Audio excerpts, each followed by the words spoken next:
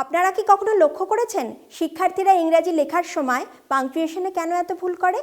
আমার ক্লাস 5-এও শেখানোর সময় একই অভিজ্ঞতা হয়েছে, আর তাই আমি ব্যবহার করেছি পাংচুয়েশন রাইম। আর সেই অভিজ্ঞতার কথাই আজকে আপনাদের বলবো।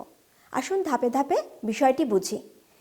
পাংচুয়েশন ভুল হওয়ার মূল কারণ হিসাবে আমার মনে হয়েছিল যে নিয়ম মেনে পঠনের অভাব এবং বিরতি চিহ্ন সম্বন্ধে কোনো ধারণা না থাকা। তাই আমি ব্যবহার করেছিলাম একটা পাংচুয়েশন রাইম, যা আমি অ্যাকশন সহ ক্লাসে অভ্যাস করাতাম। আর সেই রাইমটাই আজকে আপনাদের একটু বলবো। আসুন সবাই একটু বাচ্চা হয়ে যাই। A full stop says, I'm done. Sentence finished. No more fun. A comma says, wait just so. Pause a little, then you go. A question mark asks, is it true? It wants an answer from me, from you. An exclamation mark shouts with cheer, oh no, hooray, oh dear.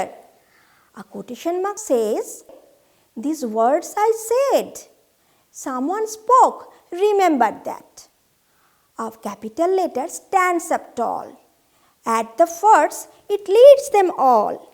এই লাইনটি নিয়মিত বলানোর পর আমি তাদের বলতাম যে একটি বাক্যে আমাদের যে কোনো অনুভূতি, রাগ, দুঃখ, আমাদের বিস্ময় সব কিছু প্রকাশ করবার জন্য পাংচুয়েশন মার্কস ভীষণ জরুরি।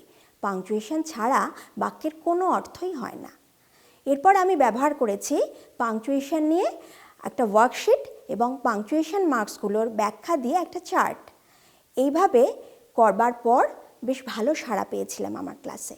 সুতরাং আমাদের কি মনে রাখতে হবে যে পাংচুয়েশন বা বিরতি চিহ্ন সম্বন্ধে শিক্ষার্থীদের সঠিক ব্যাখ্যা দিতে হবে, তাদের নিয়মিত পঠনের অভ্যাস করে তুলতে হবে এবং যে কোনো শিক্ষণই ধারাবাহিকভাবে অভ্যাস করাতে হবে।